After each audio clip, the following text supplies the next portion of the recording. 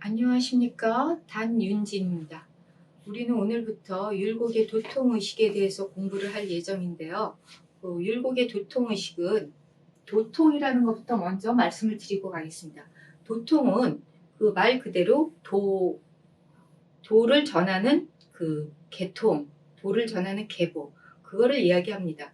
그래서 율곡 선생님이 도를 전하는 계통을 어떻게 보았는지 오늘부터 살펴볼 예정인데요. 이 부분을 하나하나 살펴보자면은 어, 일단 네 부분으로 나누어서 살펴볼 수 있겠습니다. 첫 번째, 복희시에서 죽음까지. 두 번째, 도를 집대성한 공자. 세 번째, 도통의 단절. 네 번째, 끊어진 도통이 주렴기에 와서 다시 이어지다. 이렇게 지금 제가 이렇게 나눠 놓은 것은 제가 나눈 게 아니라 율곡 선생님이 이렇게 네 단락으로 나눴어요. 요 성현도통 요 부분을. 그리고 진짜 요 도를 전하는 그 성현의 계통, 성현도통이라는 것은 성악지묘 마지막 편에 나와 있는 것입니다. 성악지묘는 그 율곡이 쓴 선조한테 바친 그 책이죠. 아주 율곡의 주요 저서, 가장 대표적인 저술이죠. 근데 요 성악지변은 꽤 깁니다. 꽤 길고요. 요거는 5편으로 되어 있는데 첫 번째 총설이 있고, 두 번째 수기, 세 번째 정각, 네 번째 위정, 다섯 번째 성현도통 해가지고 우리가 지금 공부하려는 요 도를 전하는 성현의 계통, 도통, 요 율곡의 도통의식은 성악지변 마지막 부분인 성현도통이 되겠습니다. 그리고 요 앞부분 총설부터 위점까지는요, 다른 동영상에서 제가 다 강의를 해놓은 부분이 있습니다. 관심이 있으신 분들은 그거를 찾아보시면 되시겠습니다. 그리고 이 성악지별 총설부터 요 성현도통까지 한번 쫙 강의를 다 들으신다면 율곡의 성악지별을 처음부터 끝까지 완독하시는 셈이 됩니다. 일단 제가 그 박사과정에 있을 때 요 율곡의 성악지별을 완독한 적이 있거든요. 저는 이거를 매주 원전으로 공부했죠. 한 글자 한 글자 공부해서 5년 동안 공부했습니다. 처음부터 끝까지. 굉장히 뭐랄까 저한테 있어서는 아주 뜻깊고 정말 이 뭐랄까 좀 가슴 짠하다 그러나요? 책에 보면은 이렇게 애정이 가는 책이 있지 않습니까? 성악지효 같은 경우는 저한테 있어서 그런 책입니다. 그래서 이런 책을 제가 강의할 수 있어서 저는 개인적으로 매우 기쁘고요. 그뿐만이 아니라 제가 최선을 다해서 여러분들한테 제가 아는 한 열심히 말씀을 드리도록 하겠습니다. 네, 그러면 일단 복희시에서 죽음까지 먼저 들어가도록 하지요. 요거는 양이 좀 많아서 제가 한 2~3편으로 나눠 봤는데요. 한 3번에 걸쳐서 강의를 할 예정입니다. 이 부분이 사실은 성현도통에서 가장 양을 많이 차지하고 있습니다. 하긴 복희부터 죽음까지가 한 몇천 년 되죠? 굉장히 많은 시간입니다. 그래서 요거를 하나하나 살펴보자면 율곡은 항상 그렇지만 언제나 신이 살피건대 하면서 이야기를 합니다. 신이 살피건대 아득한 옛날 성스러운 신이 하늘의 뜻을 이어 만백성의 표준을 세우니 도통이 여기서부터 시작되었습니다. 그래서 문자가 생기기 이전은 막연하여 참고해 볼 수 없지만 팔계가 처음으로 사용되기 시작하자 인문이 비로소 일어났습니다. 그러므로 삼가 성현들의 계책과 훈계의 글에 의거하고 역사 기록을 고찰하고 대략 여기에 기술함으로써 복희시로부터 시작하여 주자에 이르기까지 자기 수양과 남을 다스리는 실적을 나타내었으니 먼저 공적과 효과를 살피고 나중에 실적을 꼼꼼히 살펴 따지게 돼서 검토해 본다면 무엇을 따라야 될지 알게 될 것입니다. 라고 율곡이 이 성현도통 처음 시작을 열고 있습니다. 네, 그러면 그 복희시에서 죽음까지 계속 살펴보도록 하지요. 그리고 지금 주역 개사전 이야기를 끌고 와서 얘기하고 있습니다. 항상 그렇지만 율곡은 이 이야기를 할 때 중국의 고전들, 보경 뭐 있죠? 주로 오경, 서경, 시경, 예기, 춘추, 주역 요 오경, 오경을 많이 사용합니다. 악기도 가끔 사용하지만 어쨌든 오경을 주로 차용하고요. 그 다음에 사서, 대학, 맹자, 논어, 중용 요것들을 계속 끌고 와가지고 자기 이야기를 하기 위해서 전거로 삼습니다. 네, 요번에도 주역, 개사전, 하에 나오는 이야기를 하고 있는데 요 앞부분은 주로 개사전, 하의 한 2장 그 부분을 주로 이제 그 이야기를 하고 있어요. 살펴보도록 하죠. 옛날 포이시가 세상을 다스릴 적에 위로는 하늘의 형상을 보고 아래로는 땅의 이치를 본받으며 새와 짐승의 무늬와 땅의 법도를 살펴서 가까이는 자기 몸에서 취하고 멀리는 사물에서 취해서 비로소 팔계를 만들어 신명의 덕에 통하고 만물의 형적을 분류하였다. 여기 이제 복희가 팔계를 만들었다 이런 얘기인데 복희 팔계는 굉장히 유명하죠. 나중에 이 부분에 대해서는 따로 말씀을 드릴 기회가 있을지 모르겠지만 어쨌든 오늘은 율곡이 하신 말씀을 듣는 거니까 여기까지만 하고 넘어가도록 하겠습니다. 이 부분에 대해서 이제 또 주자가 설명을 했어요. 요 개사전 복희시에 대해서 이야기한 거를. 그러니까 주자가 말하였다. 아래를 굽어버 위를 올려다보고 멀리에서 취해서 가까이에서 취하는 것이 한결같지는 않지만 취한 것은 모두 음양의 기가 변하고 순환하는 양쪽에서 체험하는 데 지나지 않을 뿐이다. 그리고 그 다음에 이제 신명의 덕이란 건, 순, 지, 동의 성질과 같은 것이다. 건순지동은 아시다시피 건은 건건해서 하늘이죠. 그 다음에 순은 건순 해서 곤순이죠. 곤순 해서 이제 땅. 그 다음에 진은 이렇게 움직일 지는 그러니까 진동하다. 그래서 진꾀의 그 동을 얘기하는 거고요. 그 다음에 이렇게 움직이지 않고 가만히 있는 것. 이거는 주역 간꾀를 얘기합니다. 그래서 건곤, 진간꾀를 이야기하고 있고, 그 다음에 만물의 형적이 여기서 분류되었다라고 조금 아까 말씀드렸죠. 만물의 형적이 여기서 분류되었다. 그랬을 때 만물의 형적이란 우레, 바람, 산, 옷 같은 형상을 말합니다. 우레는 아까도 얘기했지만 우레가 되고 손, 바람, 그리고 간은 산이 되고 태는 못이 됩니다. 라는 이야기를 율곡이 덧붙여서 얘기하고 있어요. 그 다음에 이제 또 사략이라는 책이 나오는데 사략은 이게 남송시대 고시인데 고사손인가 갑자기 생각이 안 나네. 어쨌든 이 남송시대에 지은 역사책입니다. 역사를 간략하게 추려서 이야기한 책이 있죠. 근데 이 사략에서 이야기하기를 태호 복희씨는 성이 품이다. 처음으로 팔계를 그리고 문자를 만들어 새끼줄의 매듭으로 뜻을 나타내는 방식으로 다스리던 정치를 바꿨다. 옛날에 이렇게 새끼줄을 그걸 계승문자라고 그랬던가 어쨌든 새끼줄을 꽈가지고 그거를 글자처럼 썼대요. 근데 그걸 갖다가 딱 글자를 만들었어요. 복희씨가. 그리고 그렇게 함으로써 이제 정치를 딱 바꾼 거죠. 그리고 시집가고 장가가고 그런데 이제 납해 결혼할 때 이제 드리는 예물 있죠. 그런 거를 갖다가 그때 당시는 이제 옛날 목축 시대니까 사슴 가죽 이런 걸로 대납하도록 하고 그 다음에 그물을 만들어서 사냥하고 고기 잡는 것. 그러니까 옛날에 이 수렵, 채집, 목축 요 시대의 이야기예요. 사실은 복희씨는. 그러니까 사실 요거는 조금 신화 시대죠. 우리 글로 정확하게 쓰여진 문자가 되어 있는 건 아닙니다. 어쨌든 그런 것들 고기 잡는 걸 가르쳤고 그 다음에 희생으로 쓰는 짐승을 사육하여 주방을 풍부하게 하였으므로 포희라고 한다. 그래서 포희 이름이 그래서 포희가 된 거예요. 포희를 복희라고도 하죠. 근데 포희씨가 돌아가셨어요. 포희씨가 죽자 그 다음엔 신농이 일어납니다. 신농이 나타나서 나무를 깎아 보습을 만들고 그 다음에 나무를 뿌려 쟁기를 만들고 그래가지고 닭 갈고 김 매는 것으로 이 세상을 이롭게 했다라고 얘기해요. 그러니까 보습 같은 건 쟁기의 날이라고 해요. 그리고 쟁기는 보습의 자루 이렇게 얘기하고 있습니다. 그리고 또 이야기하기를 이제 이게 이제 신농신 염제인데 염제 때 백성들이 새, 짐승, 고기를 먹는 데서 이제 거기서 벗어나서 그 쟁겨 보수를 만들어서 어떻게 했겠어요? 농사를 지었다는 거, 농사. 그러므로 신농시라고 한다.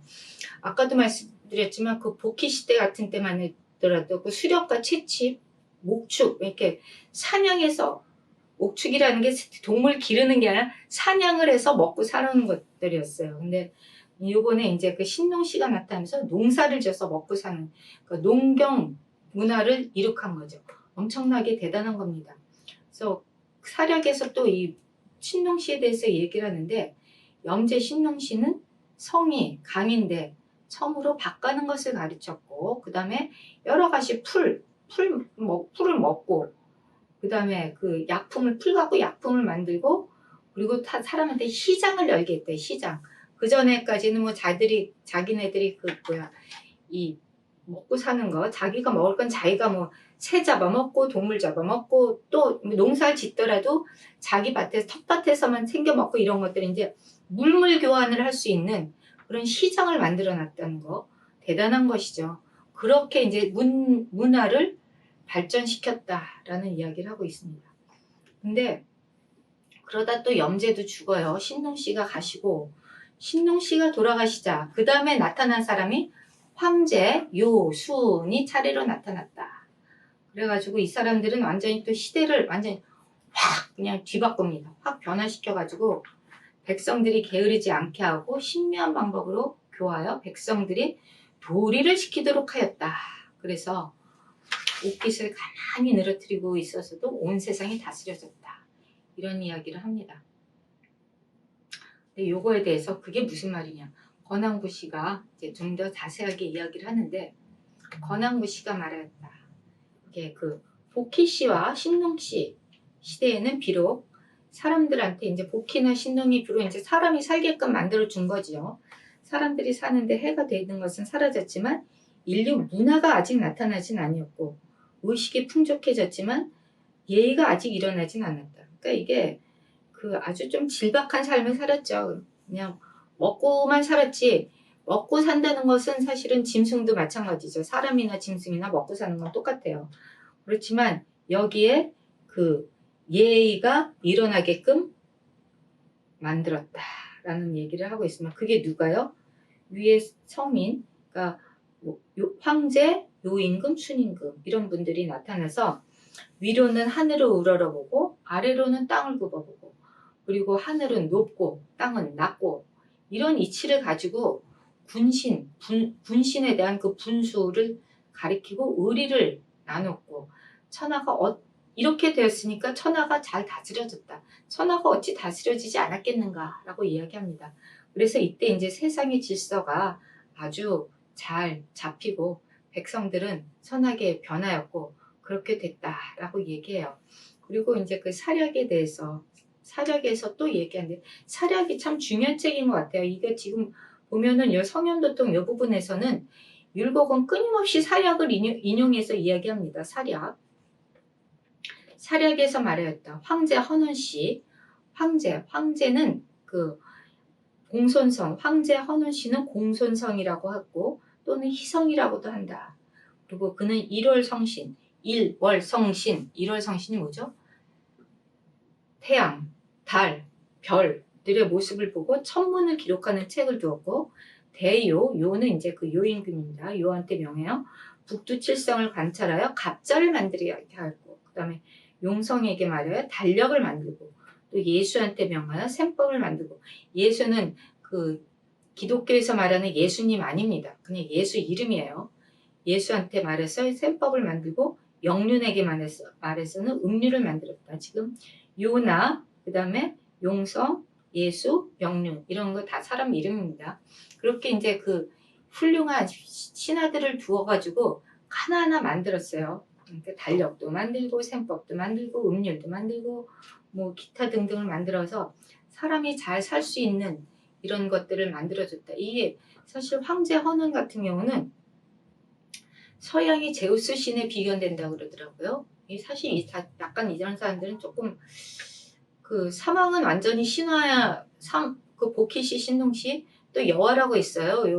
요걸 사망이라고 하는데 이런 사람들은 완전히 신화 시대고 그다음 황제 헌원 씨부터는 이제 이 신화에서 조금 벗어난 그런 경우라고 하더라고요. 근데 어쨌든 이 황제 헌원이 황제, 우리 보통 황제라고 그러죠. 황상제천, 황천상제라고 그러던가 어쨌든 이 황제가 바로 이 누를 황자 써서 황제 그 진시황도 이 황제 쓸 거야 아마. 그 황제가 어쨌든 세상에 인간 세상에 있어서 필요한 모든 것을 발명한 발명왕입니다. 발명왕. 그리고 이제 그 다음에 주역 개사전 얘기를 하고 있는데 이 부분은 전부 개사전 얘기예요. 이 앞에 그 주공, 그 복희부터 주공까지는 거의 개사전에 있는 내용을 그대로 가져와가지고 율곡이 자기 이야기를 하고 있습니다. 어쨌든 주역 개사전에서 말했다. 개사전 얘기를 조금 보도록 하겠습니다. 개사전에서 말하였다.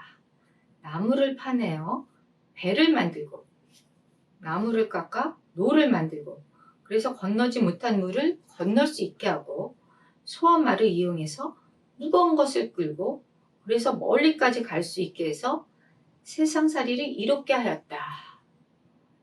그리고 문을 겹으로 달고 딱따기를 쳐서 못된 사람을 대비했으며 또 그리고 나무를 잘라서 절구공이를 만들고 땅을 파서 절구를 만들어 절구와 절구공이를 편리하게 써서 온 나라를 구제하였다.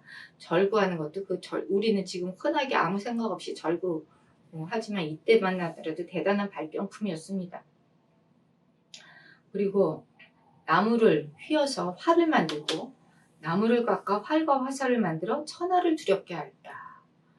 그 다음에 먼 옛날에는 이제 굴 속에서 살았는데 이제 그 후세의 성인은 그것을 집으로 바꿔서 위에는 마룻대가 있고 아래는 처마가 있어서 비바람을 대비하였다. 그리고 옛날에 장례 지낼 때는 그냥 나무섭으로 시체를 덮어 놓기만 했는데 그 이제는 봉분도 만들고 그리고 뿐만이 아니라 나무도 심어서 그리고 또 관도 만들었대요. 관을 만들고 또 그 관을 담는 곽도 만들고 이게 굉장히 뭐랄까 그 문명의 전환입니다. 세상이 확 뒤바뀐 거죠. 옛날에 완전히 수령 목축의 시대에서 이제 농경 시대로 갔다가 문명화된 세계로 가고 있는 것입니다. 그리고 또 옛날에는 새끼줄로 월듭을 지어서 다스렸지만 후세 성인들은 이를 문자로 바꿨다. 아까 말씀드렸죠. 계승 문자라는데 어쨌든 새끼줄 이렇게 꼽아가지고 이제 그걸 문자로 썼는데 그걸 갖다가 탁 이제 그 복해 팔개 문자 팔개를 만든 문자를 만들었어요. 그리고 이 모든 것들은 그것으로서 다스리고 또한 백성들을 그것으로 살피게 하였다라는 이야기를 하고 있습니다. 그리고 마지막으로 이제 율곡이 또 신이 살피건대 하면서 이야기를 해요. 신이 살피건대 여기 지금 신이 살피건대 이야기를 하는데 신이 살피건대 무슨 말씀을 했는지 한번 보죠. 신이 살피건대 황제, 헌원 황제 뒤에 소호, 전욱, 제곡의 3제가 있었는데 모두 성현과 같은 임금이었습니다. 그러나 개사전에서는 아까 말씀드렸지만 지금 율곡의 이 성현도통 이 부분은 주로 율곡이 주역 개사전을 끌어와서 이야기하고 있습니다.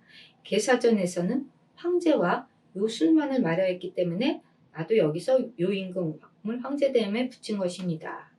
라고 이야기하고 있습니다. 제가 요 황제 사망오제에 대해서 여러분들의 이해를 돕기 위해서 조금 제가 나름 연구를 했습니다. 한번 보여드릴게요.